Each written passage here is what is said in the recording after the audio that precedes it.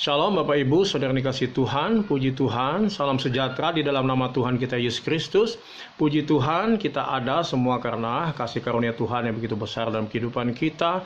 Langit dan bumi boleh lenyap, tapi firman Allah tetap kekal sampai selama-lamanya. Sampaikan firman Tuhan itu di waktu senang maupun tidak senang, di waktu kita suka atau tidak suka, karena firman Tuhan ya dan amin. Puji Tuhan, saya ingin menyampaikan firman Tuhan pada saat ini di dalam Ibrani pasal 12 ayat 26 sampai 28. Judul firman Tuhan, kerajaan yang tidak tergoncangkan. Waktu itu suaranya menggoncangkan bumi, tetapi sekarang ia memberikan janji satu kali lagi, aku akan menggoncangkan bukan hanya bumi saja, melainkan langit juga. Bukan hanya bumi, melainkan langit juga. Bumi ini tidak habis-habisnya digoncangkan, saudara sekalian. Gempa bumi, tsunami, gunung meletus, ya, goncangan peperangan, goncangan sosial, ekonomi, politik, teroris, ISIS, bahkan wabah penyakit di hari-hari ini, saudara sekalian, ya, karena dunia ini tidak kekal, ya.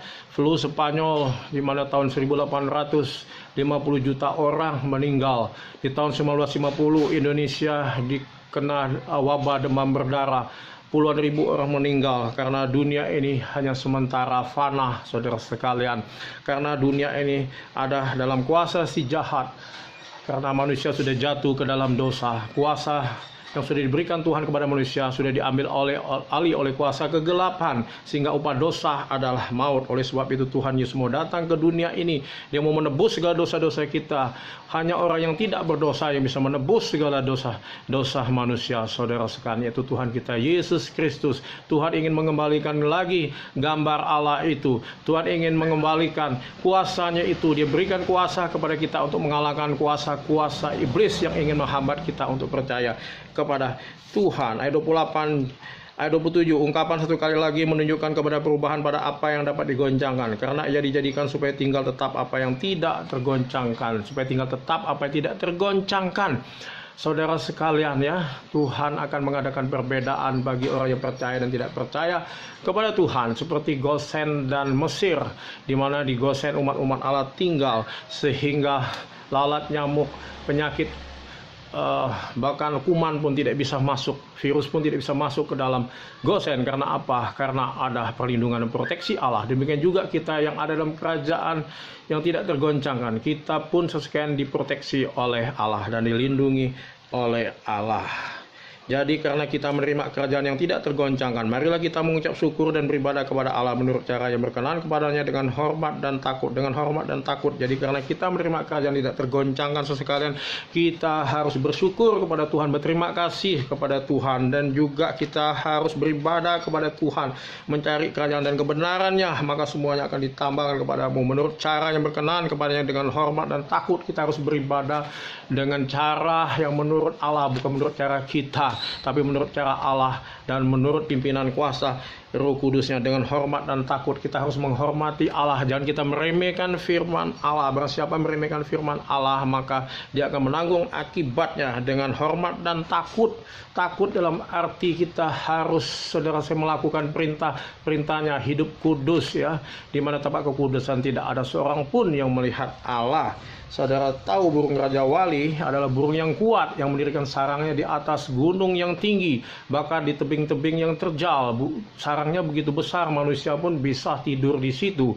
Tetapi burung Raja Wali ini, saudara sekalian, dia suka menggoncang-goncangkan sarangnya. Dengan tujuan apa? Dia mau supaya anak-anaknya keluar dari sarang itu, supaya anak-anaknya latihan, supaya anak-anaknya jadi dewasa, supaya anak-anaknya bisa terbang, supaya ada badai, ada angin, ada musuh, anak ini bisa terbang, saudara sekalian, ya, dengan tingginya, ya, semakin kencang angin semakin dia tinggi terbang. Demikian juga Tuhan telah memberikan kuasa Roh Kudusnya, sayap burung nasarnya kepada kita, ya. Di saat ada goncangan-goncangan masalah, kita akan terbang, ya, akan dihindari, ya, dari kesusahan itu, saudara sekalian, di mana kuasa antikris akan menguasai dunia ini, tapi melalui kuasa Roh Kudus yang tinggal dalam kita, maka kita akan diterbangkan, dijauhkan dari kuasa antikris itu, saudara sekalian. Karena roh dalam kita ini lebih besar daripada roh dalam dunia ini. Tidak tahukah kamu bahwa tubuhmu adalah bait Roh Kudus, ya? Izinkan Roh Kudus tinggal dalam kita untuk memimpin dan menuntun kita kepada jalan kebenaran. kebenarannya. Bapak Ibu sekalian, ada satu pujian yang mengatakan, ku kan terbang tinggi bagai raja wali dan melayang tinggi dalam kemuliaannya, biar bumi bergoncang dan badai menerpa. Ku kan terbang tinggi bersama Dia. Ku kan terbang tinggi bersama Dia. Amin. Sekalian, bersama dengan Yesus ya. Bersama dengan Yesus kita dapat melakukan dan melewati segala masalah persoalan kehidupan kita.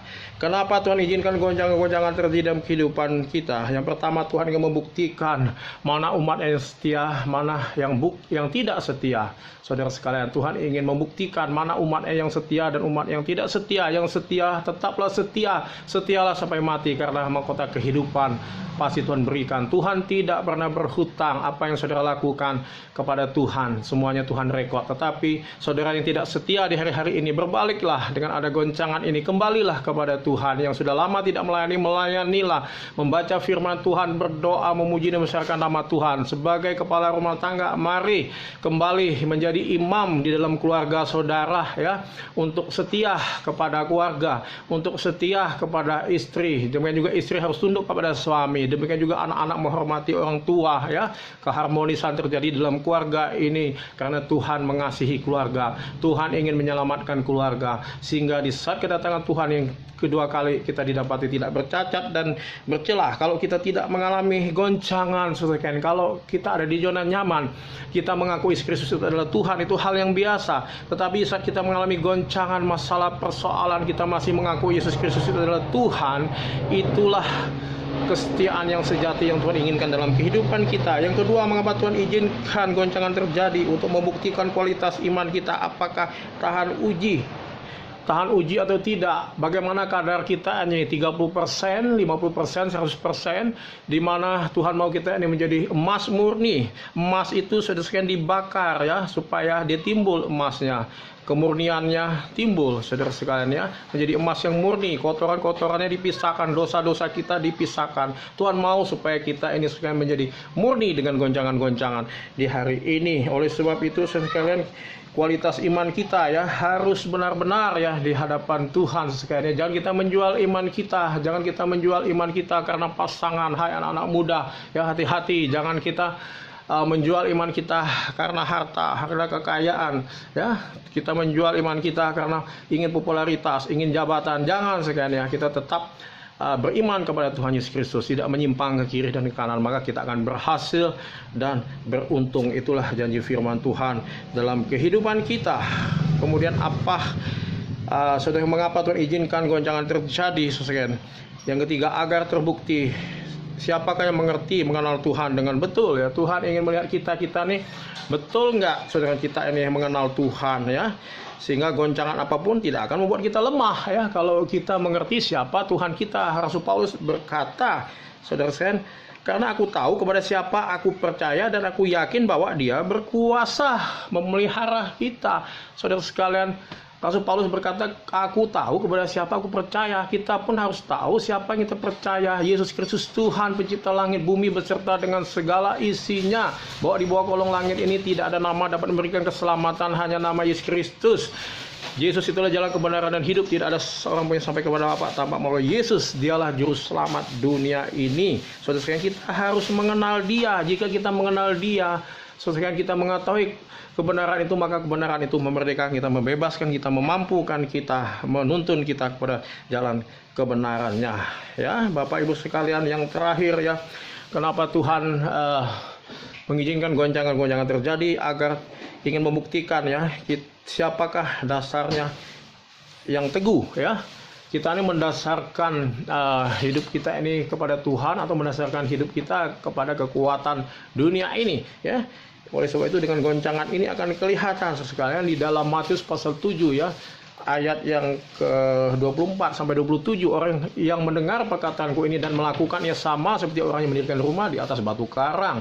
Ya, demikian juga jika ada hujan banjir datang menyerang dia, badai, dia tidak akan runtuh karena didirikan di atas batu yang teguh. Kita didirikan atas batu karang yang teguh, Tuhan Yesus Kristus pasti kita kuat sekalian ya. goncangan badai apapun menerpa kita, kita tetap berdiri teguh karena Yesus Kristus adalah batu keselamatan kita. Tapi orang yang mendirikan rumah, saudara sekalian, orang yang mendengar firman Tuhan tapi tidak melakukannya, sama seperti orang yang mendirikan rumah di atas pasir sehingga angin badai datang, ya, sehingga hancurlah rumah itu selesai karena dia didirikan di atas pasir. Inilah perbedaan orang yang mengandalkan Tuhan dan yang mengandalkan kekuatan manusia. Bapak Ibu sekalian, kita kalau kita semuanya mengalami goncangan, ya, kalau semuanya mengalami goncangan, bagaimana kita kuat dalam goncangan-goncangan ini, ya? Yang pertama, kita harus belajar bersukacita, bersyukur dalam segala hal. Tuhan Yesus mengadakan mujizat, saudara sekalian, 5 ketut roti, 2 ekor ikan, mengenyangkan, ya, 5.000 orang, ya, karena dia mengucap syukur. Lazarus yang sudah 4 hari di kuburan Tuhan bangkitkan dengan mengucap syukur, ya. Di saat kita mengucap syukur, di kuasa Tuhan, ya, dinyatakan di dalam kehidupan kita, ya, walaupun keadaannya tidak memungkinkan, ya, keadaannya susah, ya, dan tidak mungkin, ya, bagi manusia, tapi bagi Allah mungkin, karena Tuhan bisa mengubah padang gurun menjadi kebun buah-buahan. Artinya di tempat yang tidak ada kehidupan, tidak ada pengharapan, di dalamnya Tuhan ubah jadi hidup yang berarti, ya, hidup dalam damai sejahtera Tuhan, ya. Apa yang terjadi di hari-hari ini hanya Tuhan dapat memulihkannya, saudara sekalian, ya. Kemudian yang kedua, saudara sekalian, buanglah segala pikiran-pikiran yang negatif, ya.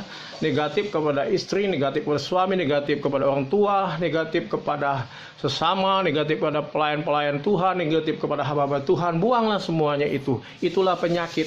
Bahkan Jokowi mengatakan musuh terbesar kita saat ini adalah bukan virus itu sendiri, tetapi rasa cemas, rasa panik, rasa ketakutan dengan berita hoax, dengan berita rumor. Itulah, saudara sekalian, pikiran-pikiran yang negatif yang harus kita rubah. Biarlah kita punya pikiran Kristus, kita punya kepala Kristus sekalian, ya, sehingga kita ini sekalian menjadi umat di saat Tuhan Yesus datang kali yang kedua, kita dapati tidak bercacat dan bercelah, ya. Sebab penderitaan-penderitaan yang kita alami sekarang ini tidak sebanding dengan kemuliaan yang kita akan terima nanti.